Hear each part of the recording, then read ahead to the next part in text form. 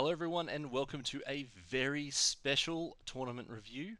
It is the list review for the Gauntlet 2024 finals. It's been a long time coming, and with me tonight to record this list review is Matt. Matt, how are you going tonight? I'm doing really well. Thanks for having me along, Henry. That's awesome, and thank you for coming along. So Matt is a very experienced tournament player here in Southeast Queensland. So much so that he actually went overseas last year as part of the Australian Worlds team. So he is massively overqualified to comment on how these lists will play and interact, and how the matchups will go. But first, Matt, this is your first time on the channel. Could you just give us a quick kind of 30-second crash course about your gaming history? Yeah, sure. I started with Age of Sigmar back in 2021. Haven't had a lot of tabletop experience before then. I did play Warhammer Fantasy, I think sixth edition back in high school. Dropped out of Warhammer for a long time, but picked it back up in adult life as a nice come down to enjoy a bit of hobby and get myself back into painting, which was my first love of getting back into Warhammer. But I soon found out how competitive I was and decided to jump head first into the competitive scene at full speed. I think I met Corey Papanimi and Scott Wyatt at my very first BrizCon tournament, and immediately just absolutely fell in love with those guys' energy, and have sort of been keeping in contact since then.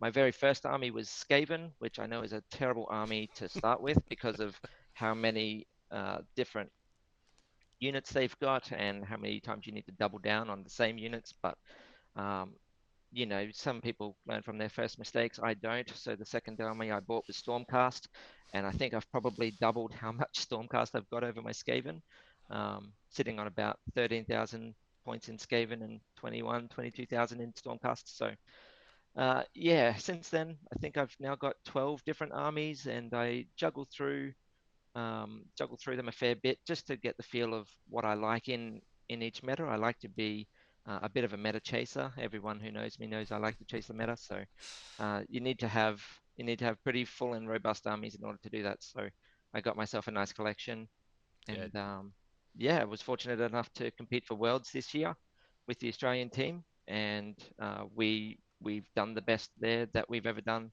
in previous years. I think we came 11th both last year and the year before that, and we managed to pull out coming fourth this year. So big ups to the boys, and yeah, it's been a hell of a ride so far. I'm not looking to settle down anytime soon. yeah, that's fantastic. So I know every time we play, I think we've played about 3 or 4 times at tournaments now. They're We always have. incredibly intense and tight games. One of the one of kind of my favorite games in memory of that I have played was against you at CanCon. It was a CanCon, yeah. amazing game. Definitely in my top 10. But unfortunately for us, anyway, people aren't listening in to listen to you and me recount all of the fun things that we've had in the past. They're listening in to listen to us go through the finalists for the Gauntlet. So these are the top 8 players who have qualified for the finals. They've attended multiple of the other of the Gauntlet qualifier events. And one of the biggest things that they all have is they were all free for the finals. Unfortunately, we had one player drop out because they weren't available on that day. So we had one other guy step up, but it's an absolute shark tank. Uh, Me and Matt were talking before we started recording that we genuinely wouldn't be surprised if any one of them took it out. It's Yeah, it's they're stacked, and the lists they are bringing are absolutely cooked. So let's get straight into it. So first off, the we have Aaron, and Aaron is bringing OBR in the Mortison Council. He's got a fairly cavalry-heavy list. So he's got Catacross with 3 units of Death Riders. One's been reinforced, and then a big unit of Morghast Archai. His other regiment is just a Soul Mason that has the artifact and the heroic trait, and he is bringing the Faction Train, which is sometimes a spicy pick. Backing all this up, he's got the manifestation lore of the horrors of the necropolis. Um, so, Matt, what are your thoughts? What are your initial kind of expectations about how this list is going to play on the table? Look, I've got big expectations of this list. I think it's going to surprise people by being quite fast. Um, Usually, when you play into OBR, they're quite slow moving. They like to castle up and get surrounded by all their buffs. While Aaron has brought a little bit of that with the Soul Mason and a lot of the 12-inch bubble buffs that he gives out. You're going to see this list absolutely race across the board and really threaten everybody's back lines with those Death Riders able to make the charge over the top of troops as if they fly. So really, no one's going to be able to hide away from them. And those Death Riders, once they get empowered weapons put on them, they can slap.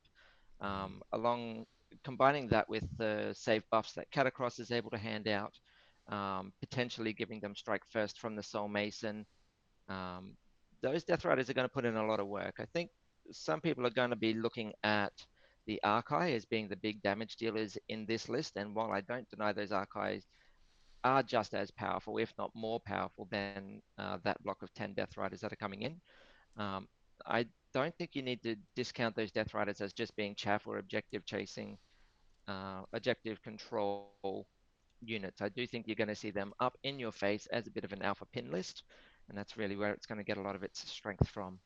Yeah, no, I 100% agree with that assessment. I think one of the big things about this list, and I'm assuming that Aaron has kind of done it on purpose, is it doesn't play like your kind of stereotypical OBR list where you bunker up, you get on, and you just sit there and grind. So whether he's deliberately done that as part of the finals because people were aware of their first round matchup. They didn't know lists, but they knew who they were playing. So he's taken a very aggressive list, which I think will do him quite well into his first round matchup to try and control the tempo of the game from the start. But yeah, really keen to see how Aaron goes on the table with it. Yeah, another really spicy pick that I really enjoy about this list is that Aaron's gone for the horrors of the Necropolis manifestations rather than the cookie cutter Morbiconge that we might Mm, be seeing in some later lists. I believe he's brought that for the Shrieker manifestation, which is going to be able to help him punch through wards much quicker than much quicker than what they would typically slow him down by. So, um, yeah, Aaron's bringing a very up in your face, hitting you fast and hard list. Very attrition based, more so than a slow grind.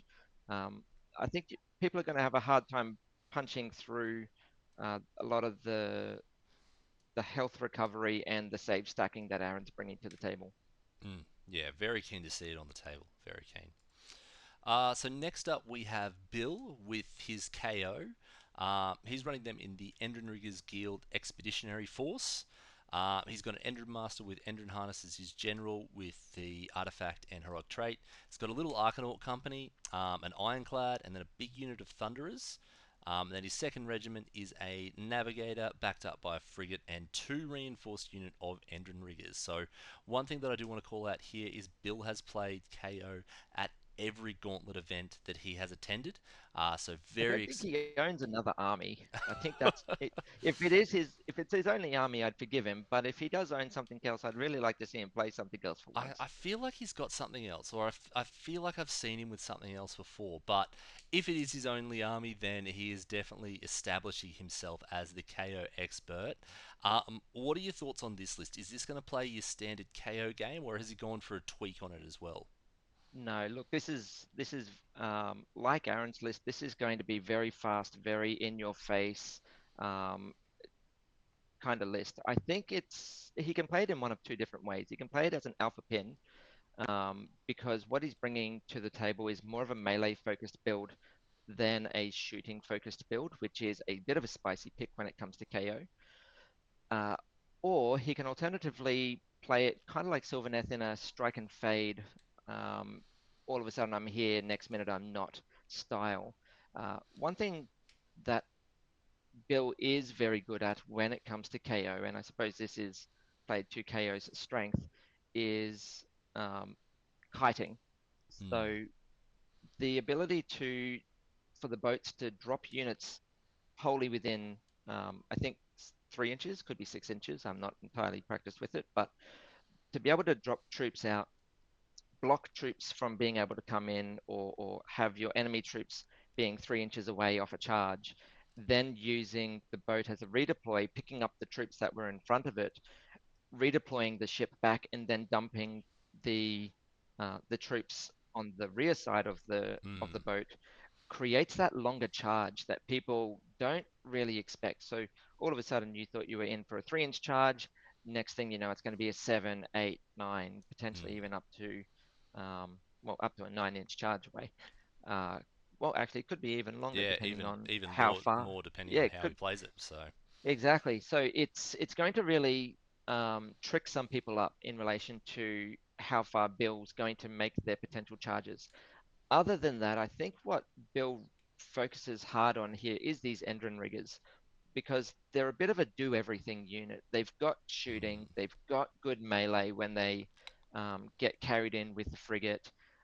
They've got good ability to redeploy and make charges longer, and they also heal the boats. So they mm, really do over overextend and do a little bit of everything. And so I think Bill has a strong reliance on those Endrin riggers staying alive throughout the game in order to really strengthen his list. But that's not to discount looking at the ironclad, looking at the frigate that he's also bringing in.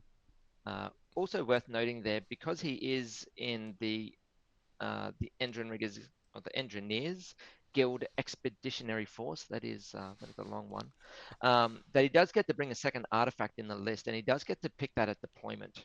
So while the engine master is holding that Voidstone orb, which is going to auto deny one spell during the game, that navigator is going to be loaded up with a second pick, which is either going to reduce a monster's charge dice by one, or it's going to remove the ward save off of a unit for one phase. I mm, believe it's a phase. It could even be for the remainder of the turn, but I think that would be a bit too busted. I think it's just a mm. phase. Both of which are really going to help him be able to punch through or be able to dodge getting hit. Yeah, So yeah. depending on what he's looking at and who he's coming up against, he's going to be able to tailor his choices accordingly. Yeah, and I feel like being able to tailor his choices is the kind of the perfect description of his list. One thing that you obviously noticed, but you didn't go into great detail about is he's got a reinforced unit of Thunderers. They would throw out an absolutely ridiculous volume of fire.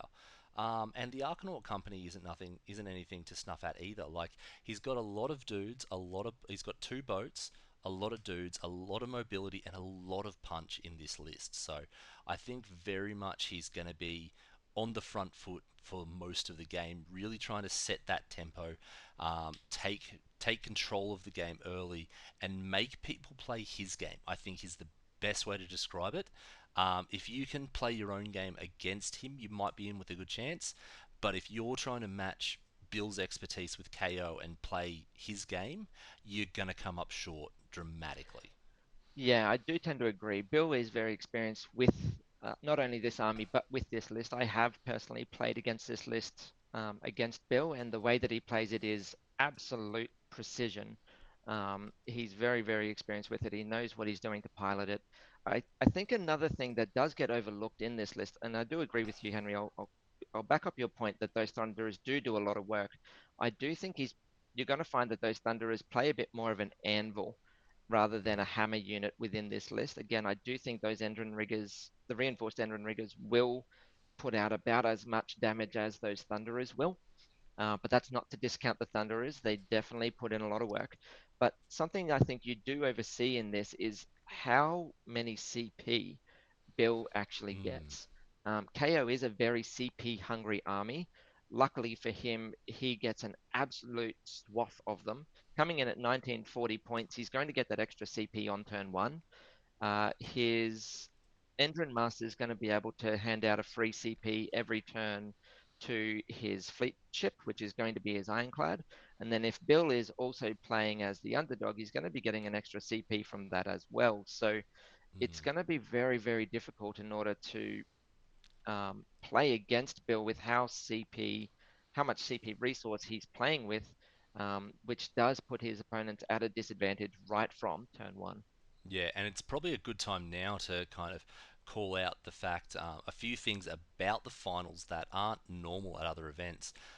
Firstly, that the missions will actually be randomly determined at the start of each round. Um, the missions will be limited to the ones that were played at the corresponding Gauntlet events. So, round one could be any one of the missions that we played in round one of the Gauntlet. Game two, round two of the Gauntlet, game three, round three. So not only do people have to customize their lists to be more generalist, um, but it kind of does enter in that extra bit of unpredictability. They might get a very difficult matchup.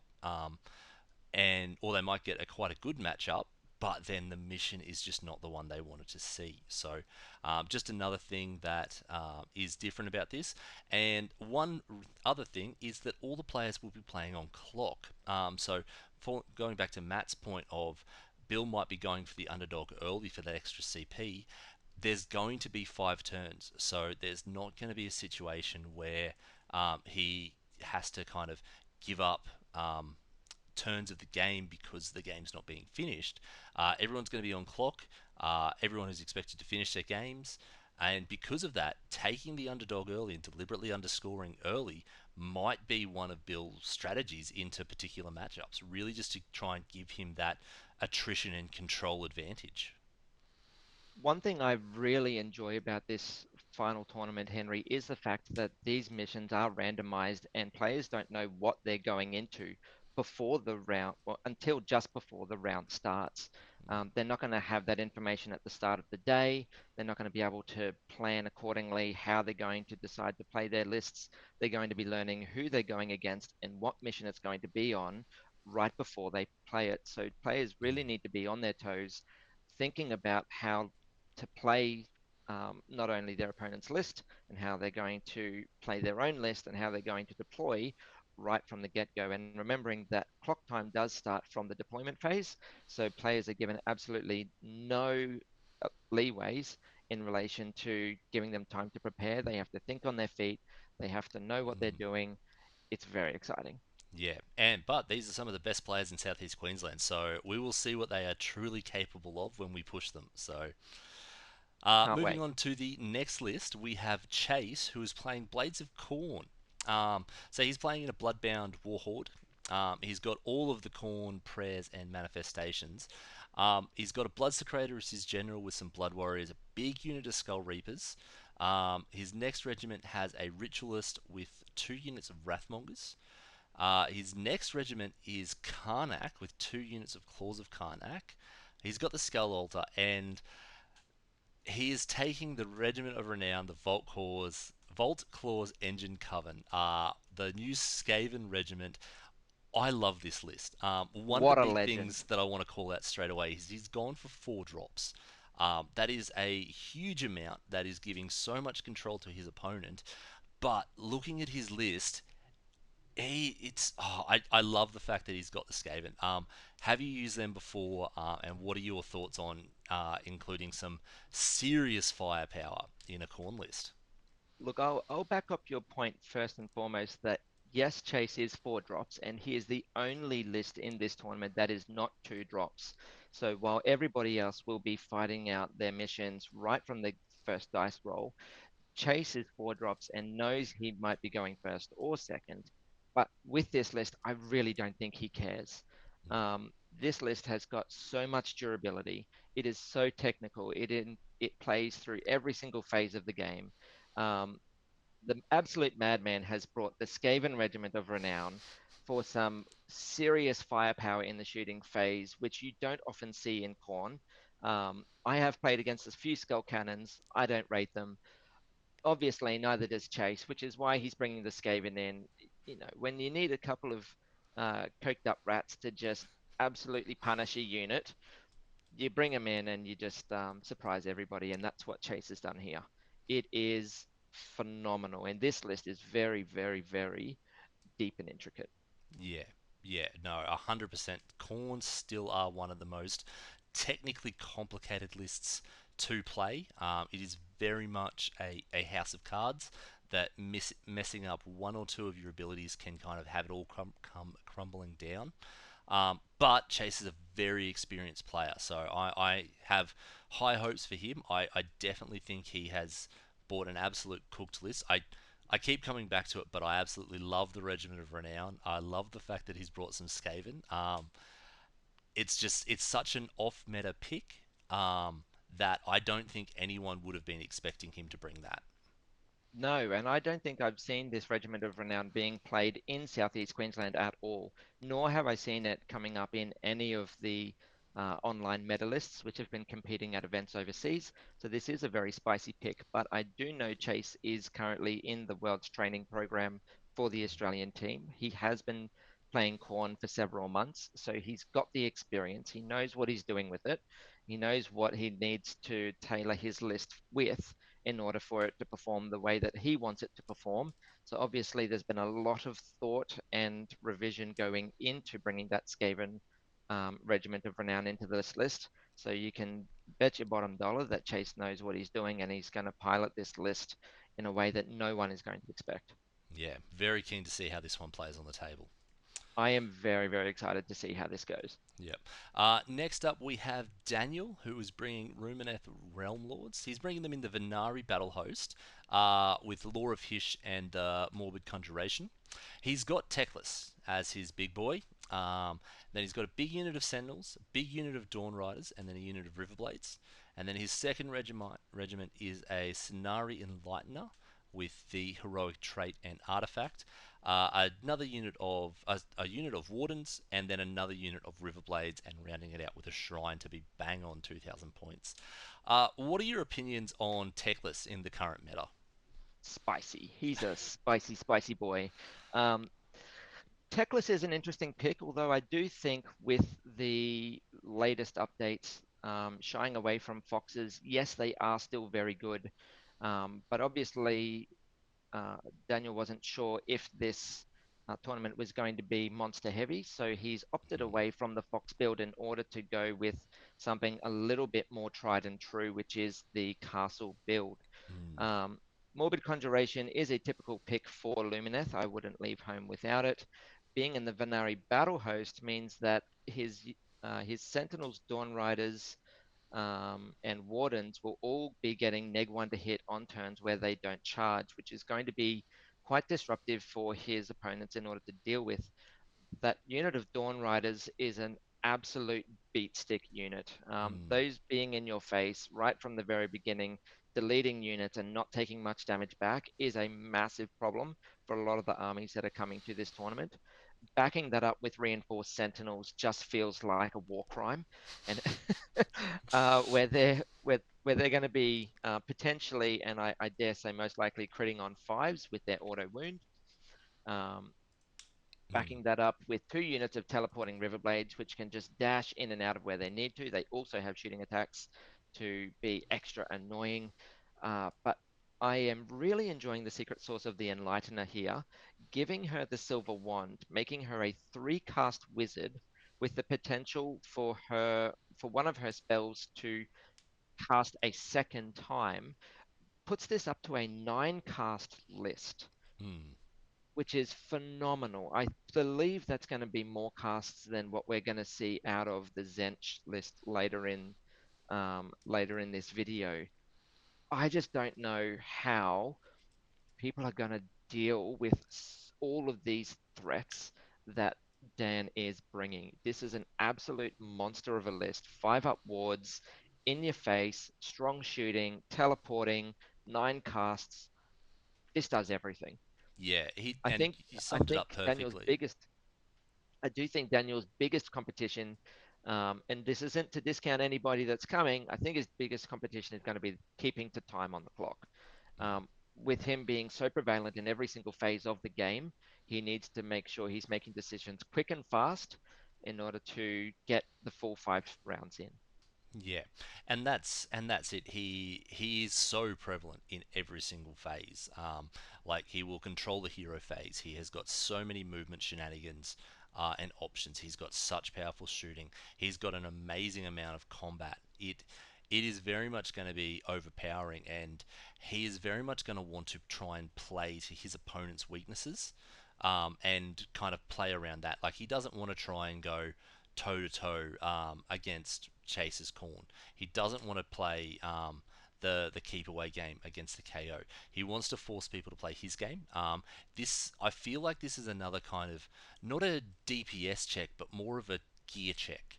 You need to have the flexibility in your list to be able to play around what you need to play around, and then not let Daniel dictate how the game is going to go. which is going to be a very big challenge for his opponents since Daniel's bringing very good units that compete very strongly in each of those phases. Mm, It's going to be very, very difficult to deal with this list. Um, it's going to be an uphill slog for sure.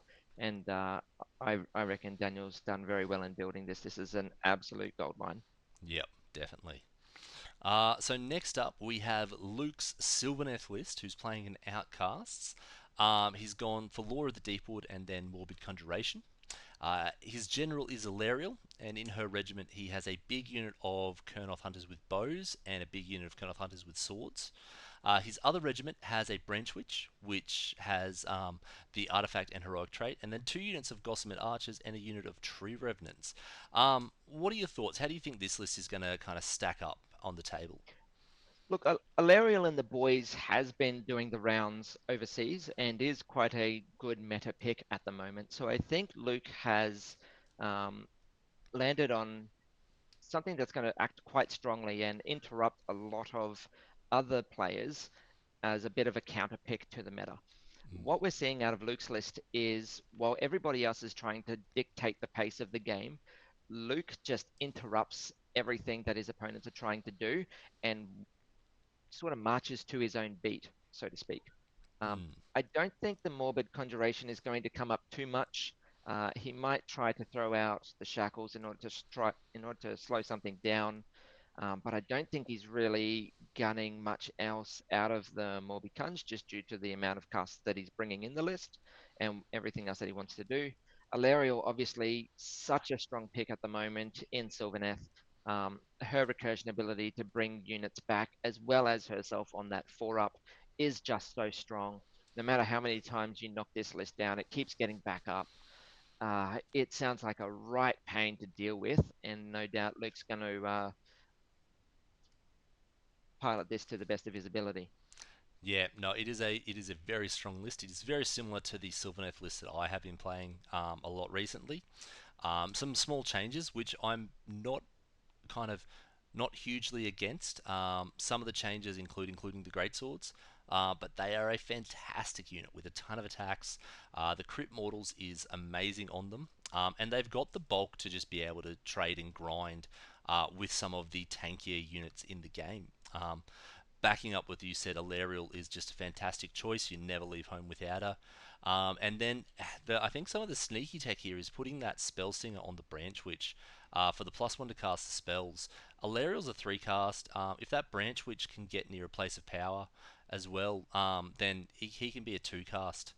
Oh, sorry, he's a 1 cast. But with the place of power, he can get up to a +2 to cast, which throwing out a lot of those endless spells, I could definitely see on the table. Alariel throwing down a forest, maybe putting out some mortals, maybe throwing a shackles deep, while the branch witch is just every turn bringing up a sun, putting out the grave tide, providing that kind of backline support as a bit of a backup there. So the Gossamids are fantastic, absolutely love them. Amazing units for just scoring battle tactics, getting in your opponent's way. And the tree revs are a really nasty bit of tech as well. So I really like this list. The one thing that I do kind of want to call out with Luke's list is he doesn't play Sylvaneth. So I'm going to be Yeah. very interested to see how it goes on the table, but I know that he chose Sylvaneth because he knew his first round opponent. People were aware of how the first round matchups were going to go, so they figured it all out. And he deliberately chose Sylvaneth to just throw off his opponent. in the first round, which is not a bad move in the slightest. Like it is essentially a knockout tournament, 3 games, 8 players. There will only be one undefeated. So if you can just throw that cog, if you can throw that gear into your opponent's army, and kind of throw them off from the get go and get that easier win, I don't think it will be easy. Knowing his opponent and their list, but putting them on the back foot to start with is definitely a good way to start, and hopefully sets Luke up for success. Look, it's definitely a strong alpha move. I appreciate it, and I can get behind him. So I'm rooting for Luke, and I hope he can really go the distance with this list that is interrupting what everybody else is doing.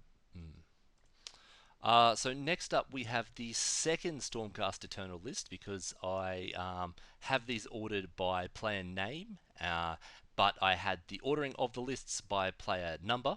So this is the second Stormcast Eternals list. It is being piloted by Michael, who is a fantastic player who has been mainlining Stormcast this entire edition. He is playing them in Vanguard Wing. He's got the spells, prayers from Stormcast, but then the Morbid Conjuration as his manifestations. In his General's Regiment, he's got Yndrasta, and then a reinforced unit of Paladors with axes, and a reinforced unit of Raptors with long strikes. His second regiment is a Lord Relictor with the heroic trait and artifact. He's got the Storm Coven, which is a really interesting choice, and then a big unit of Vanquishers and a big unit of Vigilators. And then he's got the new Stormreach portal as well to round it out. What are your thoughts on this list? Like, they are one of the newer books. Do you think we're already starting to see the power creep, or do you think they're just naturally going to be good? I really rate this list. Um, I'm very hot under the collar for what Michael is bringing to this tournament. I am currently mainlining Lumineth and Stormcast myself. Please, internet, don't hold that against me. But this list is absolute fire. Um, Definitely strong enough to take out the tournament. You really need to watch yourself with what this list can do. The amount of output is absolutely insane. Mm, Um, Yndrasta needs no introduction. She is an absolute monster hunter. She is here for big game, but she can handle the small stuff too with all of her 7 damage 3 attacks. She is an absolute terrifying piece of equipment. You'll often be seeing those Storm Coven giving her strike fast or her opponent's strike last, depending on the range that they're in. That could also be going on the Vanguard Paladors with the Shockhand axes. Um, an absolutely brutal melee beat stick um, cavalry unit that has a good save to back it up. mm, Obviously, the reinforced raptors, you never leave home without them. The Relictor with the mirror shield is giving him that extra protection. He can't be shot outside of 9 inches. With the Envoy of Heavens, he's able to give a unit a 5-up ward if one of his friendly units died the last turn. In addition to that, because that happens in the hero phase, when the movement phase comes back around, he's able to bring back those defeated units with one of Stormcast's abilities. I believe it's called Heaven Sent. mm, Um, ah, but I think the biggest spicy pick, and I don't mean to discount it of being away from the reinforced vigilors. Again, never leave home without them. They are fantastic, handing out a lot of that +1 to hit that Yndrasta and the Paladors are both going to enjoy. But that block of 10 vanquishes is absolutely terrifying. mm. Um, those things going into infantry are 21 attacks at Ren 2 damage 2. They will shred anything that they go into. I wouldn't be surprised if you see a bit of spicy tech going on to them as well. But this list is going to be very difficult for opponents to pin down with 3 different teleporting options coming out of the Stormreach portal, the Lord Relictor's prayer, as well as the teleporting spell. I'm pretty sure there's a The teleporting battle spell. trait with the Vanguard Wing. On a The 3 up, battle they can trade with Vanguard teleport one Wing. of the Vanguard units. Thank you. Thank you. Lost my head there for a second. I knew there was a third option. 3 different options to teleport around the board is going to be absolutely terrifying. Yndrasta's got that 3d6 charge, potential strike first. Um, Look out, monsters. She's she's coming in hot. Appropriately named Yeet Draster the Third. So obviously, um, Michael's been playing with this list for a couple of, or at least he's tweaked this list. It appears 3 times in order to land on this one. Obviously, he knows what he's doing.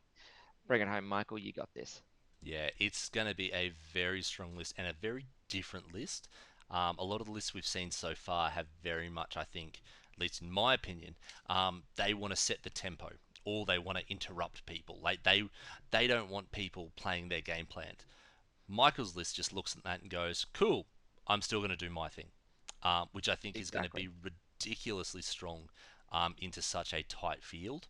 And knowing that there are no easy rounds here, like every one of their games is essentially a top table game at a big GT. He knows that he's not going to be able to afford to try and get the big points against just a really good matchup or on an easy battle plan. He's brought a list that can handle anything, and I feel like that's how he's going to play it. He's just going to do his plan, and if you get in the way and he has to roll over you to achieve his plan, watch out. He's got the power behind him to do it, as well as the OC score to be able to hold down those objectives. So he's got a very frightening list. I think he's going to do very well. Yeah. So next up we have the Stormcast Eternals 1 list. So this one is being piloted by Nathan, and he's also playing in the Vanguard wing. Same again with the Spell Law, Law of the Storm, and the Manifestation Law is Morbid Conjuration. That's His his general tradition. is Karazai. And then he has a unit of Gryph-hounds, a big unit of Vanguard Raptors with long strikes, and then a little unit of Vigilors. And then in his second regiment, he has Krondus and then 3 more units of Vigilors, and then the Stormreach Portal as his terrain. What are your thoughts on this? Because I have seen Nathan play a very similar list a lot, but this is a very big change from what his last versions were. Yeah, this is really interesting, and I really throw out a lot of respect to Nathan for bringing back the Double Dragon. It is amazing to see on the tabletop. Um, by bringing both Karazai and Krondys, he is losing out on a heroic trait and artifact, both of which are really strong additions to Stormcast. So by sacrificing that, he wants to make sure that he's bringing something that can just deal with whatever his enemies are bringing to the table. And this list has the attrition to be able to just annihilate his opponents. Mm.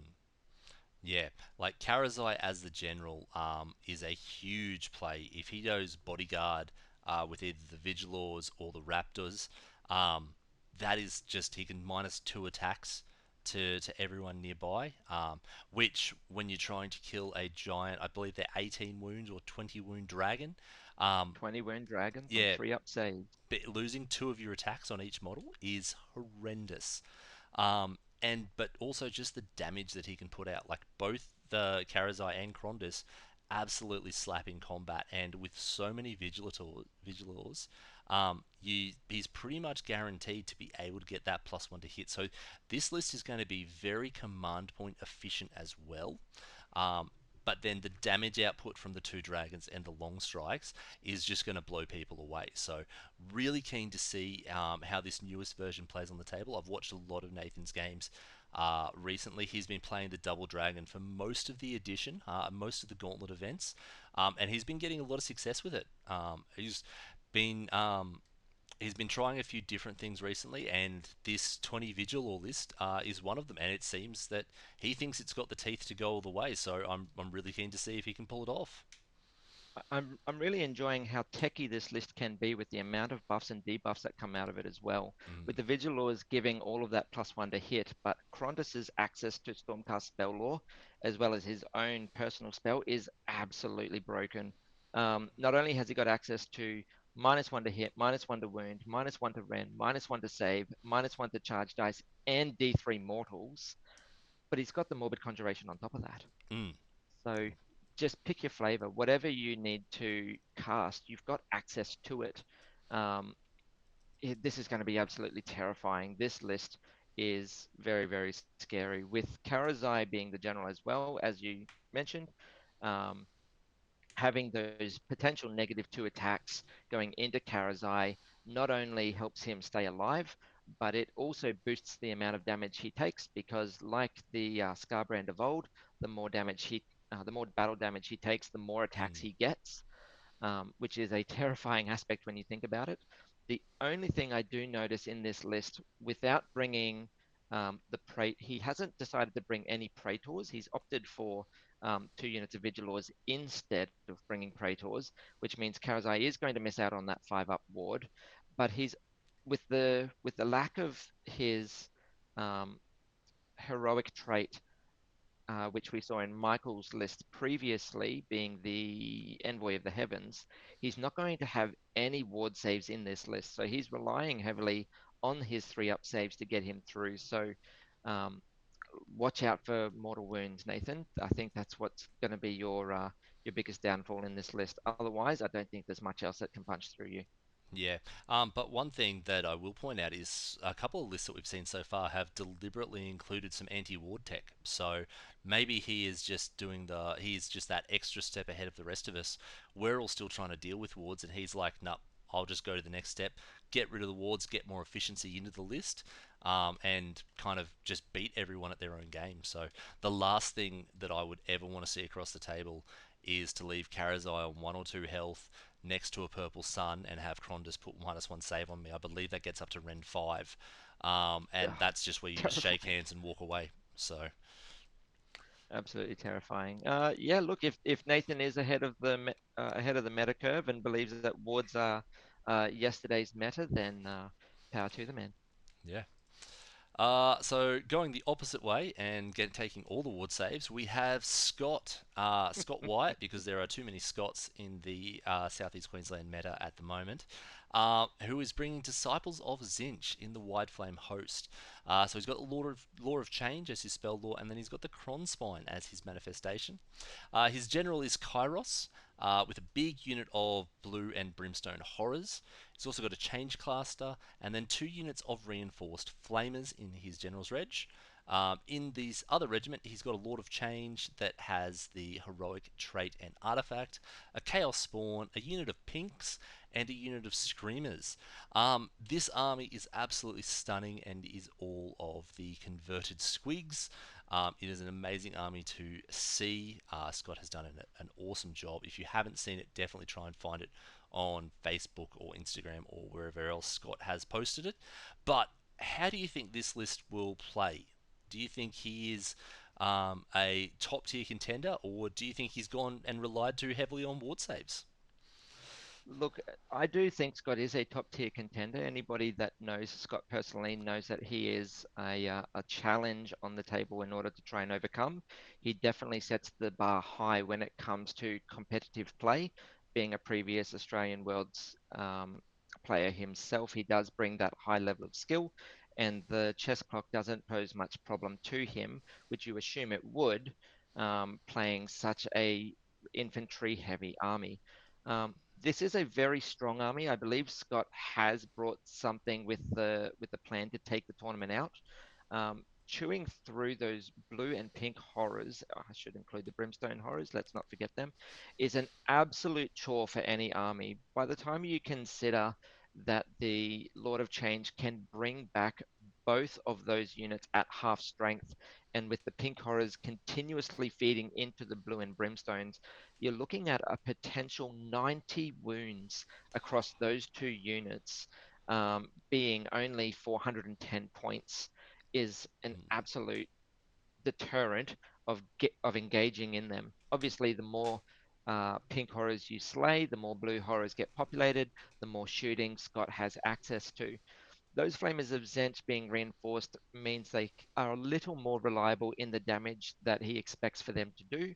Obviously, being D3 damage, it is a bit swingy, but reinforcing them means that he is getting across the damage that he intends to get across. The Chaos Spawn will obviously be in Deep Strike, and he can try to ping an enemy model with some D3 damage, and if he's able to ping that model with D3 damage and destroy it, he can create a Chaos Spawn in combat with that unit, potentially tying up another unit.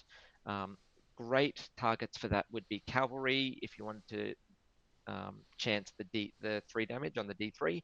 Otherwise, getting into some sneaky archers that don't have shoot in combat will tie those units up and make them essentially useless almost for 1 to potentially 2 turns. Could even be the entire game if that Chaos Spawn isn't dealt with, and that is something that Scott can continue to do again and again. Mm. Um, Kairos, also a unit that you don't leave home with. His absolutely busted ability, which Games Workshop need to nerf, of being able to pick the same battle tactic twice, even if you've achieved it in the past, or be able to read the future and pick 2 battle tactics to try and achieve this turn, and deciding whether or not you achieve them or not. Later in the turn is just such great utility. This army Mm. brings a lot to the table, plays in every phase with both magic, shooting, and his tanky build with all of those horrors. This is going to be an absolute slog to go against. Yeah. But Scott knows what he's doing, and I believe he's a very very competitive choice to take out this tournament. Yeah, well, Scott has won a previous gauntlet, so I believe he is looking to complete the set. But one thing that we haven't talked about with his list is just how mobile it is. It very much looks like it just wants to bunker down and pour out the damage with the wound density to be able to tank whatever you throw at him.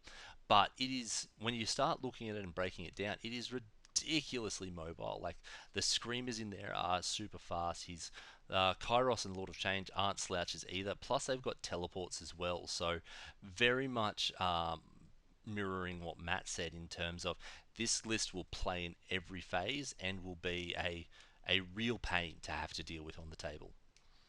Yeah, an absolutely terrifying list to go up against if he does take turn 1 with that threat of the Chaos Spawn just bulking down the enemy army, and Scott can move into board position where he wants to go.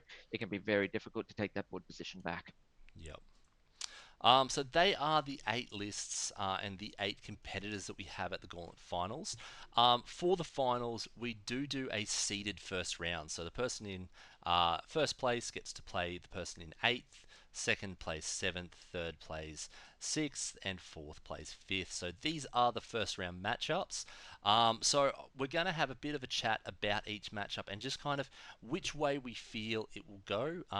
One thing that I will remind everyone that I always try and do is we are taking players' skill out of the question. All the players that are attending are absolutely top skilled players. They have all earned their place here at the event. And so rather than trying to comment on who we think has the edge in skill, because they are going to be so tight, we're only going to be referring to the lists themselves. So, in the first matchup, Disciples of Zench versus Blades of Corn, how do you think that game is going to go down? Look, this is probably the hardest matchup to judge before going into the tournament. This really could swing either way. I don't think Scott was prepared to run into Corn because Chase had been playing some Zench previously. I think Scott was assuming it was going to be a mirror match. However, it isn't, and I think that's going to make him reassess how this game's going to play out. Corn has a lot of tech and a lot of mobility to be able to deal with what Scott is attempting to do with board control. I think this is going to be a board control battle where both armies are trying to run into each other into a straight line and occupy more table space than their opponents. I do think Zench is going to have a better ability at doing that. It just depends on whether Chase has got the damage to be able to chew through all of those horrors and not get caught out by the flamers shooting over the back of them. Um, it's really, really hard to call this, and I know we're not talking about players, but we are talking about a former Worlds player against this year's potential Worlds player. This really could go either way, but if I had to put a pick on one of them, I think that the technicality is with Zench to take this out. I don't Interesting. think Korn's going to have the damage to get through Zench, but time will tell. Yeah, no, a very interesting call there. I really love this matchup. I think it's going to be a fantastic game and definitely going to be one of the ones that we will record to put up on the channel later. Um, it's gonna be like you said, a very techy game. I think this game is going to be kind of a masterclass in positioning and cagey play. I don't think, and I might be entirely wrong here, I don't think either player is just going to go full send straight off the bat. I think it's very much going to be a few turns of feeling each other out, scoring the points where they can, before they pull the trigger and just go that full commitment to try and get up early. Really can't try and force whoever ends up going first. It will be Scott's pick, but whoever goes first, very much setting the tempo of the game with kind of big scoring turns. Until I think if someone drops a point early, I think they're done for. I don't think this is a game where you can afford to make a mistake. But I do think that I think Corn have the edge. They've got a bit of anti-magic tech that could very much, if it goes poorly for Zinch, it will just all come crumbling down. I think if Corn can get a little bit of luck or Zinch makes a small mistake early, they will just steamroll over them. But with players of this caliber, you cannot assume anything. So I am very much going to be keeping a close eye on this game, even just to learn how to play against these lists at such a high level. I can't wait to watch the recording back, Henry, so that the next time I go against either of these players, I know what to expect. Yep. So the next matchup we have is Stormcast Eternals 1. So that is Nathan's list with the Double Dragon up against Aaron's Ossiarch Bone Reapers. Who's your pick for this one?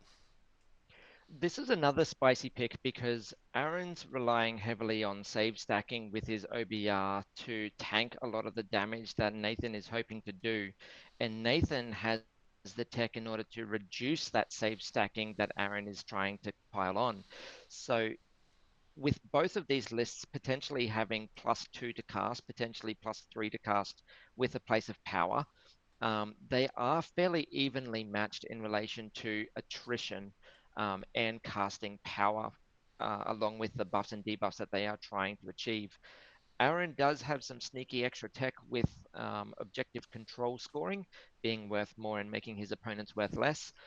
I don't think Nathan is playing the objective control style game where he cares too much about that. I think Nathan just wants to be up in your face and deleting your units. So this is going to be a really interesting grind for both of those armies. If I had to take a pick, I think Aaron's got the experience with OBR to topple Nathan's dragons. Considering they don't have a ward save, I think Aaron has the potentiality to take this one out. Yeah, very interesting call. And I agree. I think this game is going to be kind of a complete opposite of what the Zinch and Corn game is going to be.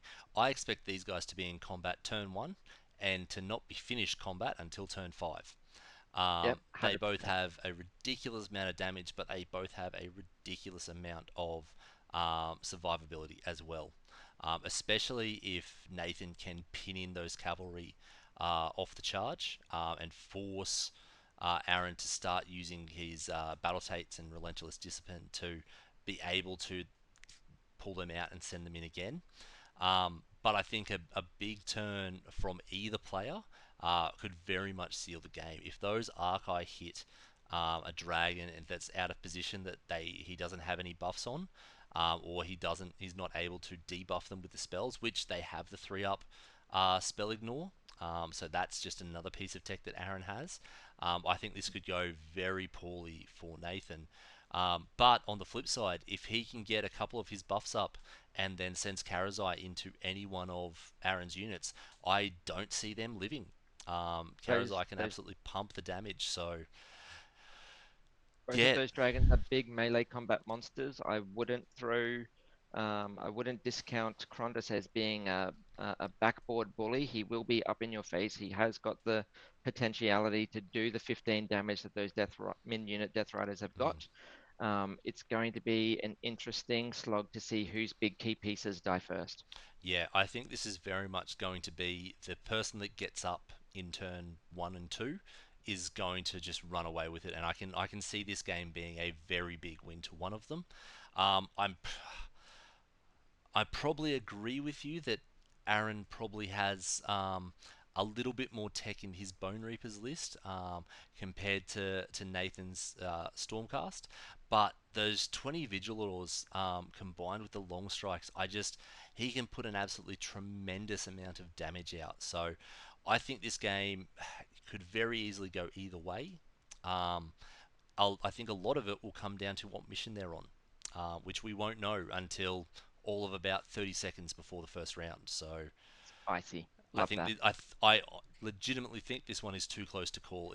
They're both excellent players. I know we're discounting player skill, but I think Aaron probably has the slight edge in the list.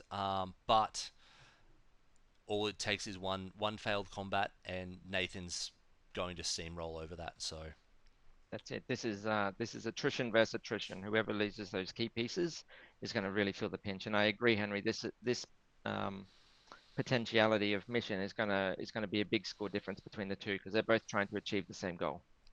yep. So for our third matchup, we have Luke Sylvaneth versus Michael Stormcast.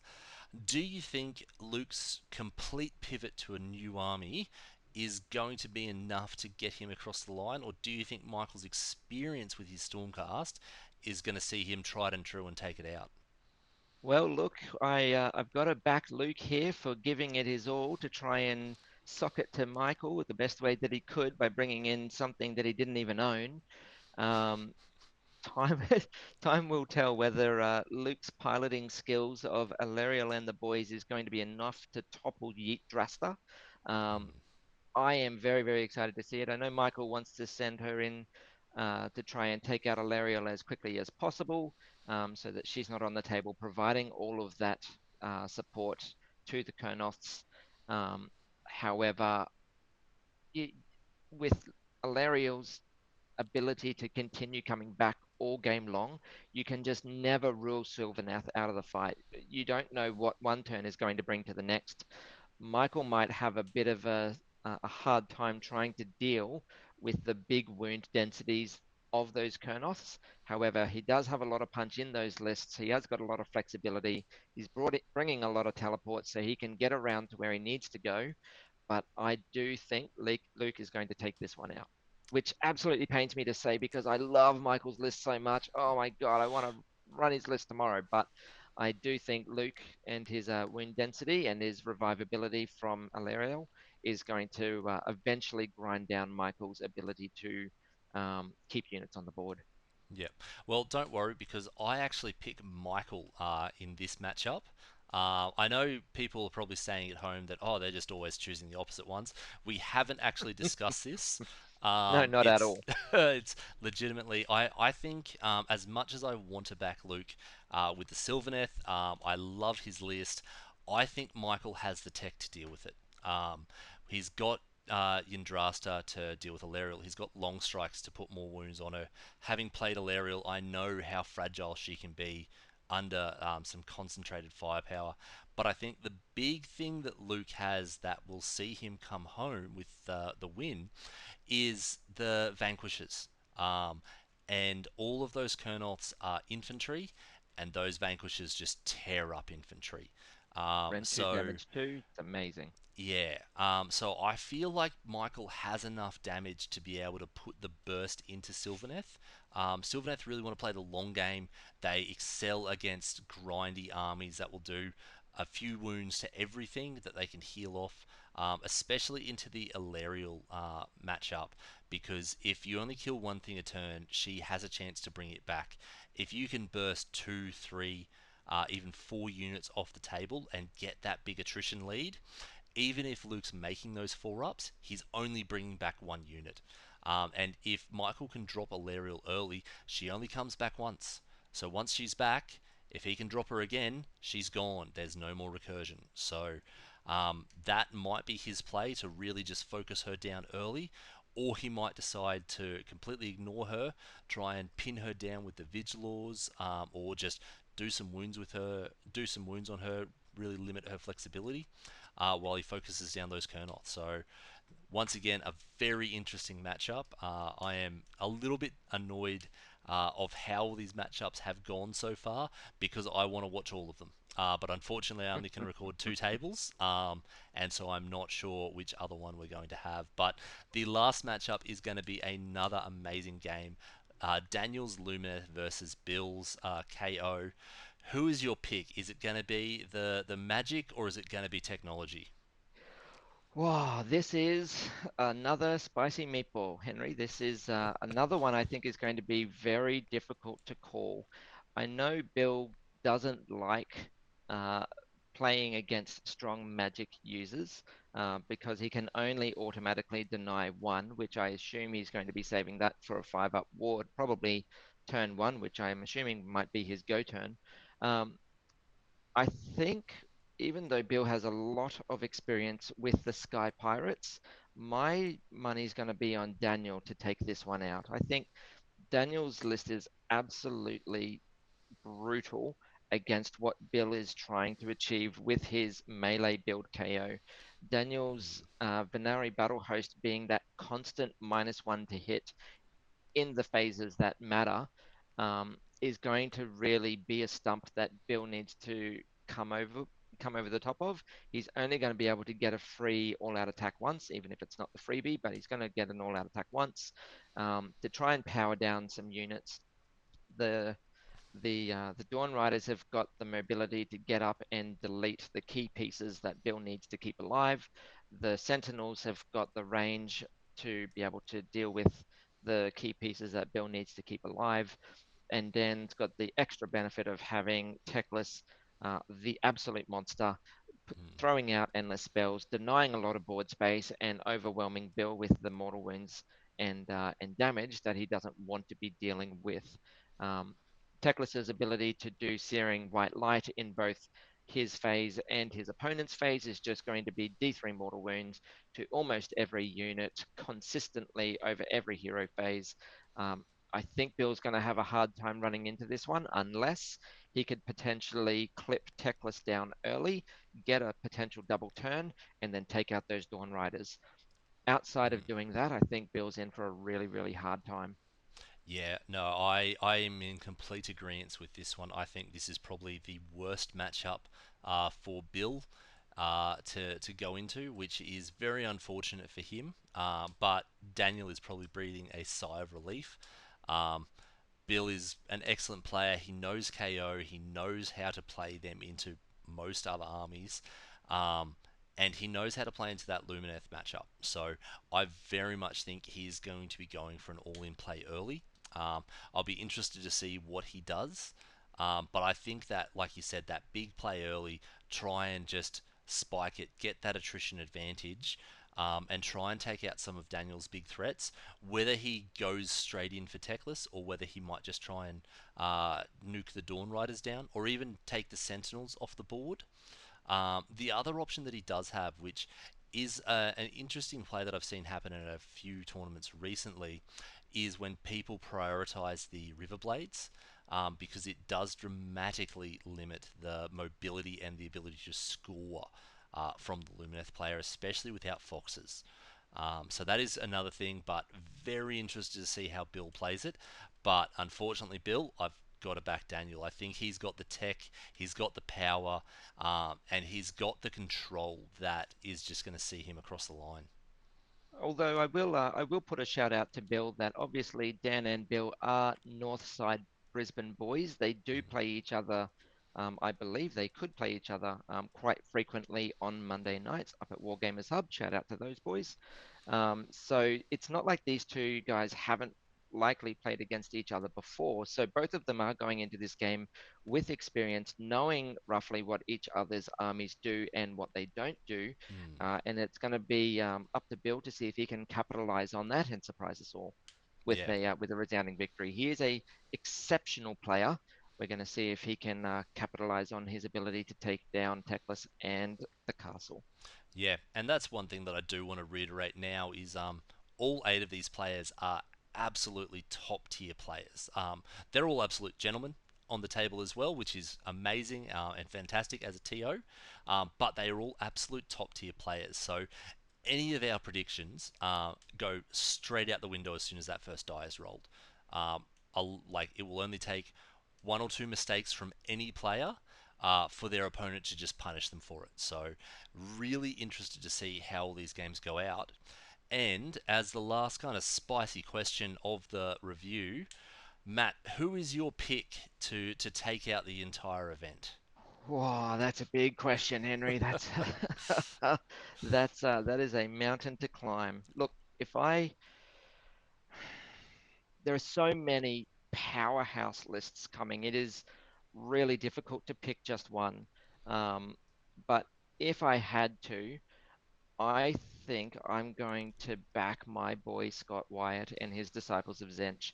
I think that army is very technical. Scott is an exceptional player with that army. He's played it pretty much primarily all edition, except for when he had a brief break into Lumineth, just to get a different variation of a strong magic casting army.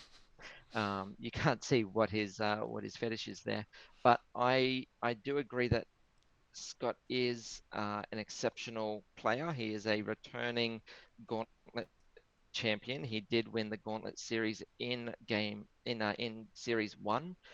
He's looking to complete his set of gauntlets, and I think I'm going to be putting my money on Scott to take this one out. Yeah, probably a very safe bet. Like talking before the we started recording, we legitimately couldn't pick this is the obvious person to win, or even this is an obvious person to lose. We very much think it is anyone's game. If I had to put my money behind someone, I would actually be backing Chase. I think his corn list is fantastic. It has so much flexibility that you just don't see. And with them not being a big deal in the meta at the moment, I think he's going to catch people out. People are not going to fully understand how his list works. I don't even fully understand how his list works, and I've been reading about his list since he submitted it last week. I'm still not. I still wouldn't be 100% confident going into it. He is an exceptional player. He has been practicing it as part of the current Australian Worlds team. So it's not like he's been playing it against chumps and he's just getting a whole bunch of easy wins. He's playing against some of the best players Australia has to offer. So yeah, I would put Chase forward as my pick, which is amazing that they are actually playing in the first round. Our two picks. Can't believe it. So it will be very interesting to see who wins that and if they just get a clean sweep at the event. But Look that, again, Henry. Again, Henry. That's not to discount anybody else that's yep, coming here. I would not be surprised if literally any one of these players took home that gauntlet prize at the end of the day. Every single one of them is bringing and beat stick list, and the missions being only drawn before the players need to move off to their tables and play against their opponents is going to play a really big factor in relation to how they can adjust to the situation that they're being thrust into and mhm, what they can do and what they can remember that their armies do as well. yeah, Again, any bad mission for one of those lists could mean one of our favorites getting knocked out of the podium spot, and not to call them underdogs, but one of the other very talented competitors surprising us and taking out the tournament. yeah. I've said it before, and I'll kind of rehash it now. With the just the class of player and the quality of lists that is attending this event, I believe any game is going to be decided by one or two mistakes. Um, None of these games you would kind of go into expecting I can mess up a few things, I can drop a point, I can drop a battle tactic without meaning to, and still expect to win the game. I very Yeah. much think that if you make a mistake, that's it. Your run is done. I expect a lot of those games to be only separated by 5 points at the most. Yep. 45 to 50 victories is going to be a very high quality event. Yeah. So that is all of the content we had about the Gauntlet 2024 finals. There is one other thing that I needed to announce, and it's part of the reason why Matt is joining me tonight. Not only is he a fantastic player, but he has also started dabbling more in the tournament organizer realm, and he will actually be running the Age of Sigmar event at FullCon next year. So Contest of Fools has grown up and is now a full-blown convention. We're aiming to make it bigger and better every year. Last year we had 150 players across 7 different events. We're looking to get even bigger this year, but unfortunately, because of that, I have had to step down from running the AOS portion of it to better focus on the convention. So, not wanting to leave you guys with someone who is going to half-ass it. Matt has stepped up, and from what I've seen so far, he's going to run a fantastic event. But yeah, so Matt, do you have any extra details that you can share with the audience and the viewers about how your event at FullCon is going to go? Thanks, Henry. Yeah, look, I really must say thank you for the opportunity to jump into PhilCon and have the chance to run a big two-player GT event. This will be the first GT event that I am running. However, I do have experience running several one-dayer events um, throughout Brisbane last year, and all of those events went off without a hitch, and they were enjoyed by all. So I'm sure I can live up to the expectation that you are leaving behind in running a quality AOS event. I'm I haven't netted down. Sorry, I haven't bolted down all of the details in relation to how many tables we're going to run. I would expect that to be somewhere around 30 tables, so 60 players, potentially a little bit more depending on what I can solidify. But I'm sure you can appreciate that this is going to be an um, absolutely amazing event with lots of different games being played by lots of different systems, and it's going to be pretty much a calendar event not to miss. Excellent. That's what we are aiming for. I'm hoping to grow FullCon into being one of the flagship events of Australia's wargaming community. But we will leave everyone there. Matt, thank you so much for coming on tonight. Is there any final shout outs for anyone that you would like to say just before we wrap it up? Yeah, look, I'd like to shout out again the Wargamers Hub um, store, which is up in, I think, Maroochydore, or at least close by to Maroochydore, if I'm not mistaken. Um, and all the boys that are from up there, the War Ducks, and absolutely an amazing crew. Love playing with those guys whenever I get the chance to make the 2 hour trek up there. They're a great amount of guys. A lot of them are coming to this tournament, this finals tournament. So it really goes to show a lot of the skill that those guys are bringing to each and every tournament and GT that they attend. And just really wanted to say good day to them and wish everybody that's attending the finals the best of luck. Excellent. Well, we will call it there. If you have enjoyed this video, don't forget to like, comment, and subscribe. It definitely helps the channel, which I want to grow as well. Otherwise, we'll see you all next time. Bye. Thanks all. Bye.